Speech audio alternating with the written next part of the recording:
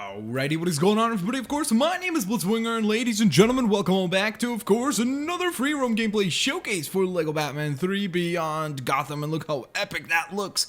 But today, of course, we're going to be continuing to take a look at the brand new Bizarro World DLC pack, which of course was retailing for $2.99, and with that you also of course received a brand new level, a brand new vehicle, and 8 characters. Now one of those characters of course we have taken a look at yesterday, and that was of course Darkseid, the only big figure in the set. But today we're actually going to be taking a look at Batzarro, which was the character that a lot of you guys requested, more so than even Bizarro, which kind of surprised me. I thought that it would be Bizarro kind of would be like either first or second most popular, but it was actually Batzarro. I guess it kind of goes to show you that Batman is certainly the most popular of the bunch. With that in mind, of course, as you can see, this is the world's worst detective, Batzarro himself. And as you can see, his head swivels all around.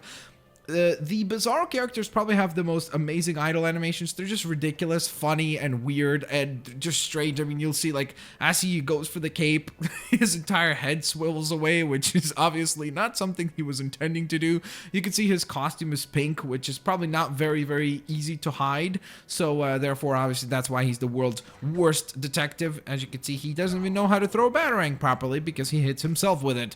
You can see that his cape is pretty torn up as well. It seems like, I don't know, maybe he got hungry or maybe he got into a scuffle with somebody, but it's pretty torn up, especially compared to a regular Batman, who's right here, as you can see. Perfectly, everything looks stylish and profilish, whereas Batzarro is obviously, well, has a lot left to be desired. Now, of course, the other cool thing about this guy is that, as you can see, his bat logo is actually upside down, which is super duper cool. I like that effect. Very neat. Nice touch. Again, it's always those tiny little touches that bring the characters to life. Like, as you can see here, just the way he stands. Like, look at the way his feet are crooked. You can notice that. Like, those are the details that I always pay attention to, because, again, like, when you just think of over 150 characters and many of them are this different, it's just super duper cool to see. So, speaking of cool details, let's go on ahead and see some of them right here. So first of all, I love this walk because it's just so ridiculous. Like, look at the way he walks. It's just so obscure. Like it's really bizarre. The other thing is that you'll notice if I start running, his head goes backwards, his mask just flips on himself, and then he goes back to normal. But it is really cool and funny in that regard. I don't know why he moves his mouth like that to go like oh. I don't know what's happening there. I don't know, maybe his brain is glitching or something, but it's certainly funny as well. So, of course, now let's get on to the ability side of things. And what can he do? Well, first and foremost, of course, just like majority of the Batman characters, he is indeed able and capable of actually, wait, let me just jump onto this rock and then glide. So as you can see, I can indeed glide just as I would be able to do with any other Batman character, or most Batman characters, let's put it that way. You would be able to do the gliding ability, so the same goes for Mr. Batzarro. Now, one thing that is very different about Batzarro in comparison to the other Batmans is the fact that he is actually able to blow up silver Lego pieces with his batarangs, because his batarangs are actually explosive. And you'll notice that right there, bam! So you can go ahead and actually blow up silver Lego pieces, which is pretty cool. I mean, that's definitely neat. It makes him feel like a unique character because, of course, it makes him stand out compared to the other Batman. And of course, with the regular Batman, we could always put him into the suit, into the power suit, and then be able to blow up stuff. But here, just by default, your batarangs can blow up stuff, which is pretty cool. I definitely like that quite a bit. Now, of course, he does have combos and kicks, which are actually pretty normal. Nothing like, you know, exceptionally weird about them or anything. I think it would have been kind of funny if he had some sort of combo where he could, like, you know, pull off his cowl and, like, hit you with it. I think that would have been really funny to see.